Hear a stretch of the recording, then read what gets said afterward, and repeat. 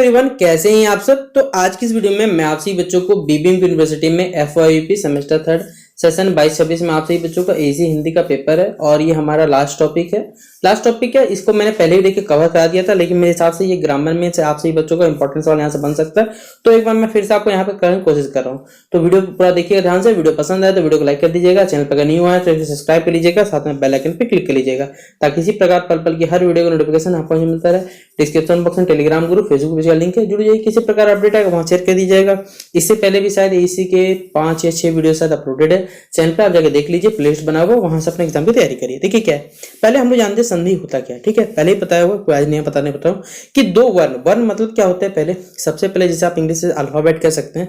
Alphabet मतलब क्या होता है, जैसे आपने एबीसीडी पढ़ा होगा, उसको आप उसका टुकड़ा ही नहीं कर सकते। उसी प्रकार हमारे पास जैसे क ख ग ये सब के सब आप इसका टुकड़ा नहीं कर सकते। ठीक है, तो दो वर्णों के मेल से जो विकार उत्पन्न होता है या फिर दो वर्णों के मेल से जो हम कह सकते हैं नया वर्ड बनता है, नया शब्द बनता है, उसे ही आप क्या कहते हैं, संधि कहा जाता है हमारे पास। यानी दो वर्णों का मेल से जो नया शब्द बनेगा आप उसे संधि कह लीजिए। बस आपके लिए परिभाषा हो गया, सबसे शॉर्ट परिभाषा। उदाहरण समेत बोलेगा तो महाजोड़ इंद्र महेंद्र, देव जोड़ इंद्र देवेंद्र हो गया, चंद्र जोड़ उदय चंद्रोदय हो गया। इस प्रकार देखिए आपके पास कुछ उदाहरण यहाँ पर प्रस्तुत किए गए। तो दो हमारे पास क्या वर्णों के मेल से जो नया शब्द या फिर जो नया विकार पैदा होगा उसे आप लोग संधि के नाम से जानिएगा। आप संधि के देखिए 3 भेद होते हैं, स्वर संधि, व्यंजन संधि और भेदक संधि। ठीक है, जो कि स्वर संधि में आपको मालूम होगा कि इसको भी देखिए कुछ भाग में बांटा गया है। मोस्टली हमारे पास दीर्घ, गुण, वृद्धि, यन और आयादी के टोटल भाग में बांटा गया। आपको पूछेगा सर स्वर संधि होता क्या है, तो दो वर्णों के मेल से जो विकार पैदा होता है, यानी बेसिकली अगर हम कहें तो स्वर संधि में आप सभी बच्चों को स्वर वर्णों का इस्तेमाल करना है।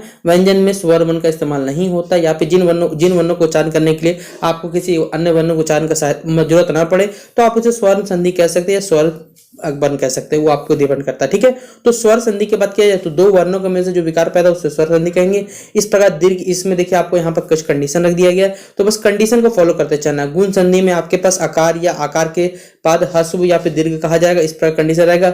वृद्धि संधि के लिए आ आय के साथ आपके साथ ये मिलकर ये शब्द बनाएंगे। तो कंडीशन बेसिकली आपको याद रखना पड़ेगा, इसमें मैं आपकी कोई हेल्प नहीं कर सकता क्योंकि कंडीशन आपको खुद याद रखना पड़ेगा ना।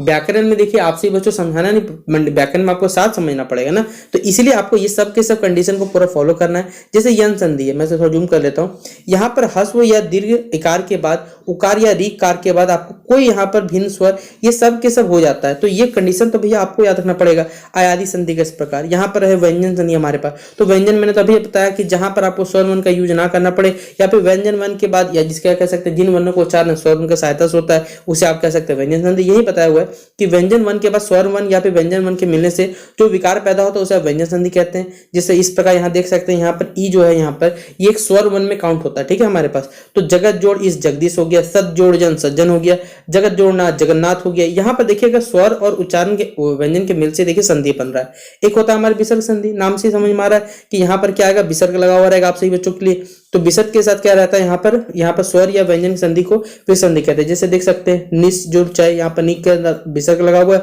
तो इस प्रकार ये उदाहरण हो गया। संधि विच्छेद करके कुछ उदाहरण दिया गया।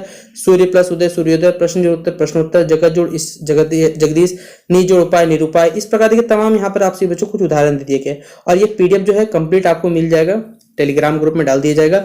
आप सारा का सारा उदाहरण याद रख लीजिएगा। परम जोड़ औसत परमोदय हो गया, परम जोड़ औदार्य हो गया, परमोदय हो गया, स्व जोड़ ग हो गया, स्वर्ग हो गया। यहाँ पर इस प्रकार देखिए तमाम जो आपका संधि विच्छेद वाला जो क्वेश्चन बनता है ये यहाँ पर बताया गया। संधि विच्छेद करिएगा तो क्या किसका हो सकता है, सूर्योदय का सूर्य जो उदय हो गया, प्रश्नोत्तर प्रश्न जोड़ उत्तर हो गया, कह सकते हैं यहाँ पर परिच्छेद, पड़ी जोड़ छेद हो गया, यहाँ पर परिच्छेद हो गया। तो ये तमाम आपका कह सकते हैं संधि विच्छेद का कुछ उदाहरण दे दिया गया और एक पीडीएफ आपको मिलेगा, आप इस पीडीएफ से पूरा से याद कर लीजिएगा।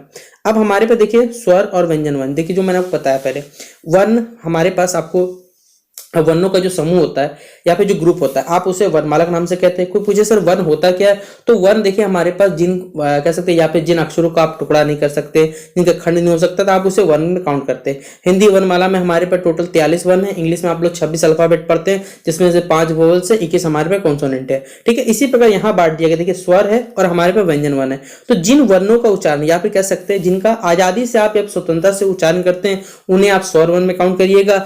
इसकी संख्या याद रखनी है। देखिए हिंदी में टोटल स्वर की संख्या होती है 11। अब बोलिए 11 हो गया। व्यंजन वर्ण वो होते हैं जो बिना स्वर की सहायता से नहीं बोले जा सकते, उनकी संख्या होती है 33 होती है। बोलिए सर 33 और 11 तो सर 44 हो गया, ये कैसे हो सकता है पॉसिबल? आप दोनों मिलाइए, आपको खुद ब खुद जवाब मिल जाएगा क्यों मैंने इस कहा आपको। जिस प्रकार आप अल्फाबेट में काउंट करते होंगे तो अल्फाबेट में टोटल 46 अल्फाबेट पढ़ते हैं, वोवेल्स 5, 21 आपका कॉन्सेंट हो जाता है। लेकिन फिर यहाँ अंतर क्यों हो गया आप सोचिए, बताइए तो।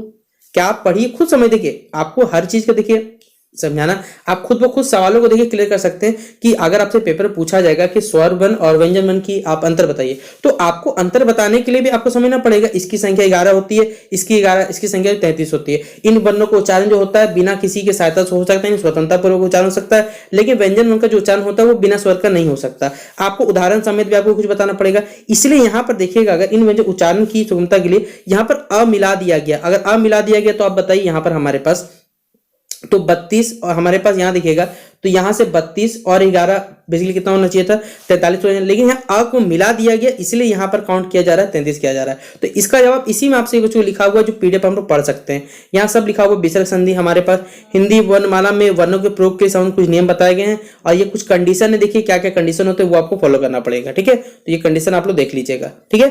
देखिए तो ये हमारे कह सकते हैं पूरा इजी हिंदी पूरा सिलेबस कंप्लीट होता है। इंपॉर्टेंट क्वेश्चन मैंने सारे वीडियोस में बता दिया है। आप सभी बच्चों को जितना भी मैं लेक्चर है सारा देख लीजिए, आपका एसी हिंदी में कुछ भी नहीं छूटेगा, मैं आपको बता रहा हूँ। बाकी पत्र लेखन ये सब भी आप लोग खुद कर सकते हैं, कोई एक्स्ट्रा पार्ट तो बताना नहीं, लेकिन अगर मुझे लगे तो वो भी आपको कवर करा दूंगा, ठीक है। तो चलिए मिलते हैं नेक्स्ट वीडियो पे, तब तक के लिए जय हिंद।